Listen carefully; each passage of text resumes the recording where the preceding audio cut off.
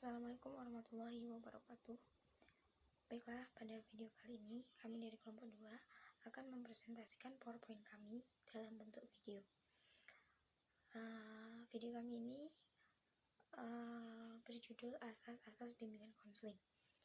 Baiklah, langsung saja ke pembahasan pertama, yaitu pengertian asas. Asas menurut Kamus Besar Bahasa Indonesia adalah dasar atau sesuatu yang menjadi tumpuan berpikir atau berpendapat. Jadi kalau asas di bimbingan konseling yaitu sebuah prinsip untuk menjalankan pelayanan bimbingan konseling. Adapun beberapa asas, yang pertama saya akan menjelaskan tentang asas kerahasiaan. Asas kerahasiaan itu adalah asas yang menuntut dirahasiakannya sejumlah data dan keterangan klien yang menjadi sasaran layanan, yaitu data atau keterangan yang tidak boleh dan tidak layak untuk diketahui orang lain. Jadi pada asas kerahasiaan ini bisa kita katakan yaitu sebagai privacy. Jadi kita tidak bisa membocorkan data klien terhadap orang lain. Kemudian yang kedua ada asas kesukarelaan. Dari kata sendiri yaitu asas ini menghendaki adanya kesukarelaan dan kerelaan klien mengikuti atau menjalani pelayanan yang diperuntukkan baginya. Jadi pada asas ini klien itu dalam menjalani pelayanan bimbingan konseling tidak ada unsur keterpaksaan, harus 100% sukarela. Kemudian ada yang ketiga, asas keterbukaan. Asas keterbukaan yaitu asas yang menghendaki klien agar bersikap terbuka, baik dalam keterangan tentang dirinya maupun berbagai informasi dan materi dari luar yang berguna bagi pengembangan dirinya. Jadi asas keterbukaan di sini mempersilahkan untuk klien itu bersifat terbuka, baik menyampaikan informasi tentang dirinya sendiri ataupun dari luar diri sendiri. Karena menyambung dengan asas yang sebelumnya, pada bimbingan konseling ini mengenal namanya asas kerahasiaan atau privacy. Jadi segala bentuk data itu tidak akan dibocorkan begitu. Baiklah, untuk asas-asas yang selanjutnya akan dijelaskan kepada rekan-rekan kelompok kami lainnya.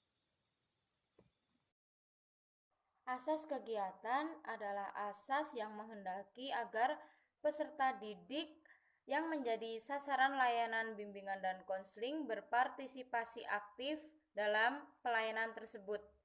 Dalam hal ini, guru harus bisa mendorong dan memotivasi peserta didik agar aktif dalam pelayanan yang diberikan kepadanya.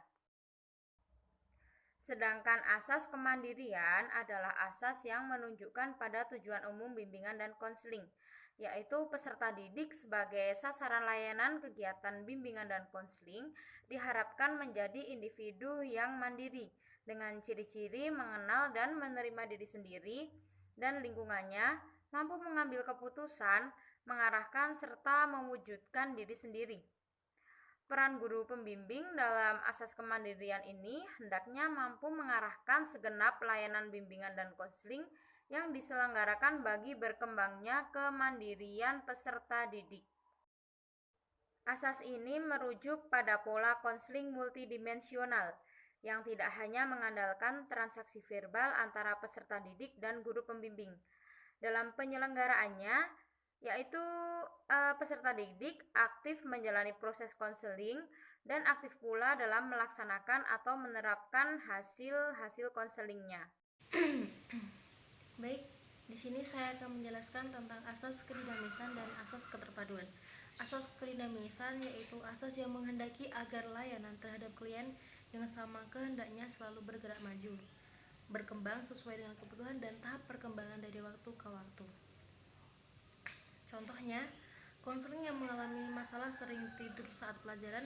Setelah proses konseling dapat berubah ke arah yang lebih baik, yakni tidak lagi tidur di dalam kelas.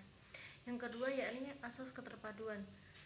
Asas keterpaduan yakni asas yang menghendaki agar berbagai layanan dan kegiatan bimbingan dan konseling baik yang dilakukan oleh guru pembimbing maupun pihak lain saling menunjang, harmonis, dan terpadukan. Dalam hal ini, kerjasama dan koordinasi dengan berbagai pihak yang terkait dengan bimbingan dan konseling menjadi amat penting dan harus dilaksanakan sebaik-baiknya. Contoh, memadukan lingkungan, keluarga, pergaulan, konseling dengan masalah konseling. Kenormatifan.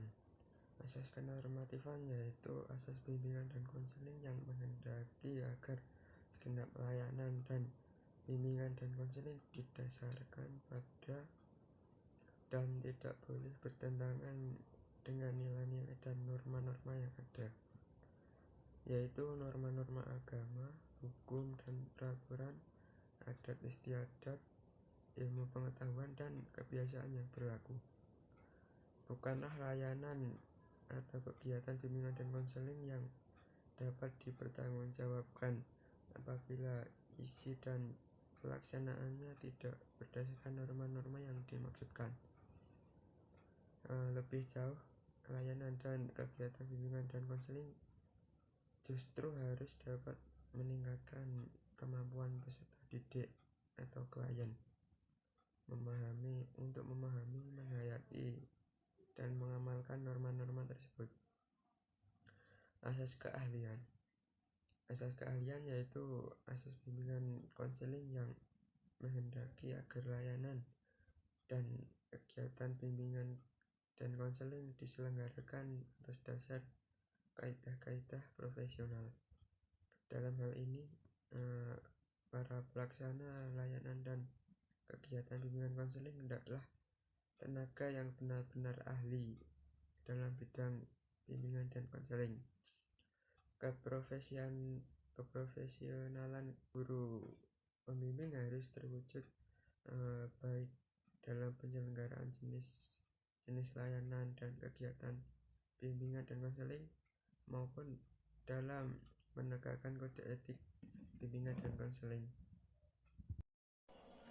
Baik, selanjutnya di sini dengan saya Muhammad Faisal Fahmi yang akan menjelaskan tentang asas keahlian dan juga asas tuturi handayani. Asas keahlian yaitu asas yang menghendaki agar pihak-pihak yang tidak mampu menyelenggarakan layanan konseling secara tepat dan tuntas pada suatu permasalahan dari klien akan mengalihkan permasalahan tersebut kepada yang lebih ahli. Jadi misalkan dari pihak konseling mendapatkan permasalahan dari klien, kiranya dari pihak konseling tidak mampu menyelenggarakan atau menuntaskan permasalahan tersebut, maka akan dilempar atau diberikan kepada yang lebih ahli. Selanjutnya adalah asas tuturi handayani. Asas ini adalah asas yang menghendaki agar pelayanan bimbingan konseling secara keseluruhan dapat menciptakan suasana yang mengayomi, memberikan dorongan serta kesempatan pada klien untuk selalu maju. Dalam asas ini, pihak konseling selalu terbuka dan memberikan dukungan terhadap klien. Mungkin itu yang dapat saya